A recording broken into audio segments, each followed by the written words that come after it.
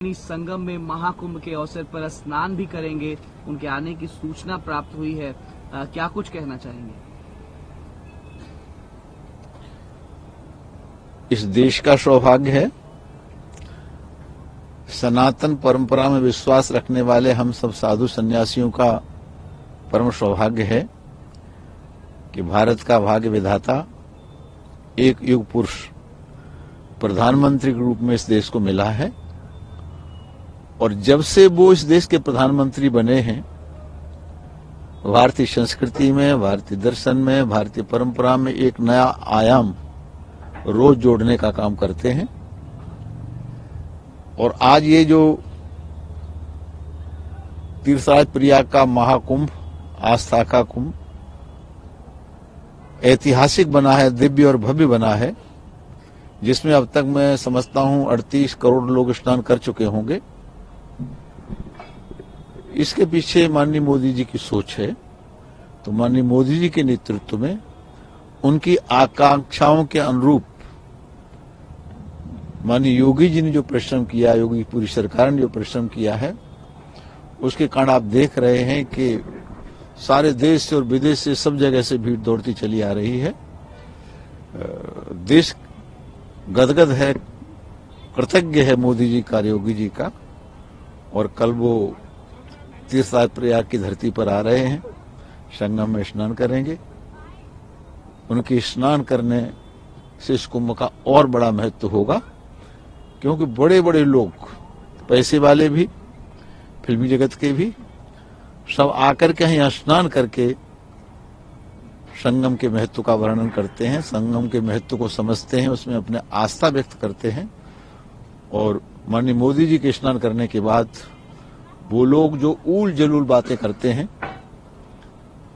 गंगा जल को लेके, संगम को लेके, कुंभ को लेके, उनके मुंह पर एक बड़ा तमाचा होगा। कुछ लोग कह रहे हैं कि ये राजनीतिक दृष्टि से किया गया विजिट है, क्योंकि मिल्कीपुर में उपचुनाव को लेकर के कल की तारीख तय की गई है। दिल्ली में विधानसभा चुनाव को लेकर के कल वोटिंग होनी है। तो कुछ लोग कह रहे हैं कि ये राजनीति करने का एक पार्ट है। हर एक व्यक्ति अपनी दृष्टि से देखता है, यथा दृष्टि तथा सृष्टि। व्यक्ति की जैसे दृष्टि होती है वैसे सृष्टि होती है। और मुंडे मुंडे मत भिन्ना, लोगों के अलग अलग ख्याल, अलग विचार होते हैं। पर मोदी जी हैं, उनके लिए प्रथम राष्ट्र, पहले राष्ट्र, और फिर राष्ट्र में सबका साथ, सबका विकास, सबका विश्वास, सबका प्रयास। इस भावना के साथ अगर दुनिया के सबसे बड़ा लोकतंत्र देखना है तो भारत तो दुनिया का सबसे बड़ा लोकतंत्र है ही, पर ये महाकुंभ महालोकतंत्र के रूप में देखा जा सकता है, जहाँ जाति नहीं, भेद नहीं, छोटा नहीं, बड़ा नहीं, अगड़ा नहीं, पिछड़ा नहीं, अमीर नहीं, गरीब नहीं, कोई किसी से पूछने वाला नहीं, कोई टोकने वाला नहीं, रोकने वाला नहीं। उसी घाट पर अडानी नहा रहे हैं और उसी पर एक गरीब स्नान कर रहा है। ये बड़ी बात है, लोकतंत्र का तकाजा है। महाराज जी, जिस तरीके से स्टैम्पीड हुई, दुखद तमाम लोगों की मौत हुई, अब समाजवादी पार्टी की सांसद और अभिनेत्री जया बच्चन जी का बयान आया। उन्होंने कहा है कि आज के डेट में जो सबसे प्रदूषित पानी है वो त्रिवेणी संगम का है, और वो ऐसा इसलिए है क्योंकि तमाम बॉडीज को बहा दिया गया। उन्होंने कहा कि आंकड़े भी छिपाए जा रहे हैं। That toll. देखिए, मैं लगभग दिसंबर के लास्ट वीक से यहाँ हूँ और जनवरी से तो स्थायी रूप से हूँ। पार्लियामेंट चल रहा है, फिर भी महाकुंभ के महत्व को समझते हुए मैं मोदी जी से और अपने नेताओं से आग्रह निवेदन करके आया हूं कि मैं तो कुंभ में ही रहने वाला हूं, संसद सत्र में भाग नहीं ले पाऊंगा। तो इसीलिए तो मैं यहाँ के महत्व को समझता हूं। गंगा जी के बारे में कहते हैं, जेते तुम तारे तेते काहू ने तारे गंगा, और जेते तुम तारे तेते गगन में तारे हैं। तो जब गंगा का इतना बड़ा महत्व है, जिस गंगा को लाने के लिए भगीरथ के पूरे पीढ़ियों की पीढ़ियों ने तपस्या की, तो गंगा जी धरती पर आई। तो गंगा का जल जल नहीं होता है, अमृत होता है। पर कीचड़ में रहने वाले मेढक को कीचड़ अच्छा लगता है, गंगा जल अच्छा नहीं लगता। तो जो लोग जिस तरह से आलोचना गंगा जल की, संगम की करते हैं, मैं समझता हूं उन्हें गंगा के महत्व को नहीं जाना, संगम के महत्व को नहीं जाना। ये संगम का और गंगा का महत्व है कि अब तक 38 करोड़ लोग संगम में डुबकी लगा चुके हैं, लोग दौड़ते चले आ रहे हैं और हम लोग उस व्यवस्था में लगे हैं। तो ये इस महत्व को फिर भी न दिखाई दे तो ये तो वही कहावत हो गई, सूर्य निकले और उल्लू को न दिखाई दे। तो इसमें हम क्या कर सकते हैं। तो ये जो आलोचना लोग कर रहे हैं वो न तो गंगा के महत्व को समझते हैं, न कुंभ के महत्व को समझते हैं, न संत परंपरा को समझते हैं। सारा हिंदुस्तान का संत एकजुट है और इस कुंभ महापर्व से एकता के मंत्र निकला है। साधु महात्मा नारा लगाने लगे हैं कि बटोगे तो कटोगे। अब ये कोई मोदी जी समझाने तो यहाँ आए नहीं, योगी जी समझाने तो आए नहीं, लेकिन एकता का सूत्र यहाँ से निकल के गया और मोदी जी का जो संकल्प है कि 2047 तक भारत विकसित राष्ट्र होगा, इसमें ये कुंभ अपनी अहम भूमिका निभाएगा। ऐसी ही बात समाजवादी पार्टी मुखिया और उत्तर प्रदेश के पूर्व मुख्यमंत्री अखिलेश यादव जी भी कह रहे हैं। वो कह रहे हैं कि डेथ टोल जो स्टैम्पीड से हुआ उसके आंकड़े छिपाए जा रहे हैं। आपके पास ये सिस्टम है कि आप हर दिन के आंकड़े बता देते हो, हर घंटे के आंकड़े बता देते हो कि आप कितने भक्त देखिए ये, लेकिन आप डेथ टोल के आंकड़े छिपा रहे। कुंभ बहुत शालीनता से कार्यक्रम चल रहा था और किसी के पास कुछ भी कहने के लिए नहीं था, रत्ती भर भी कुछ कहने के लिए नहीं था। अब मैं खुद नहीं समझ पा रहा हूं, उस रात मैं भी था।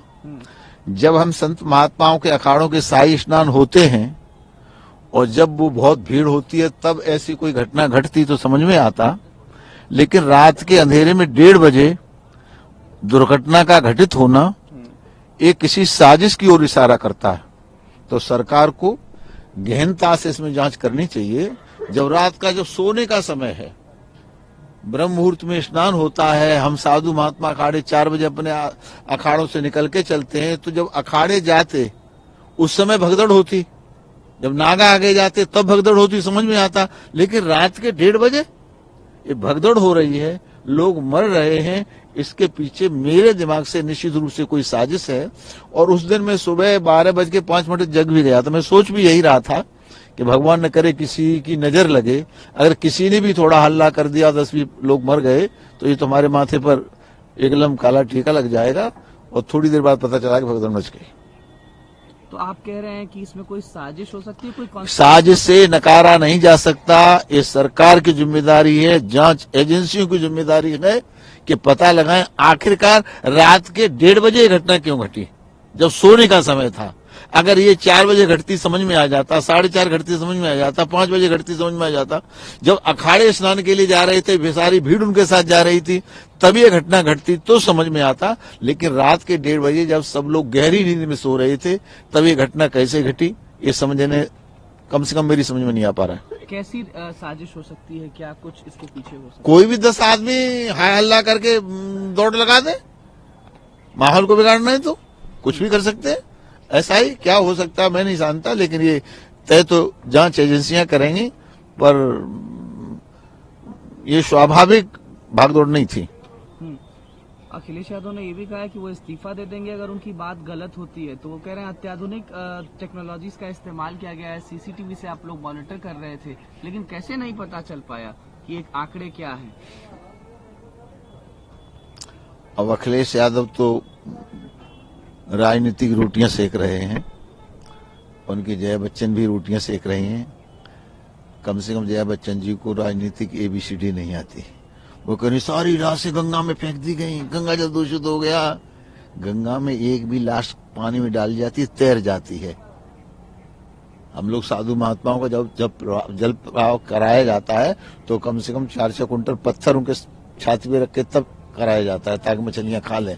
लेकिन ऐसे ही फेंक दी गई जल्दी जल्दी में, उन्हें एक भी लाश नहीं मिली।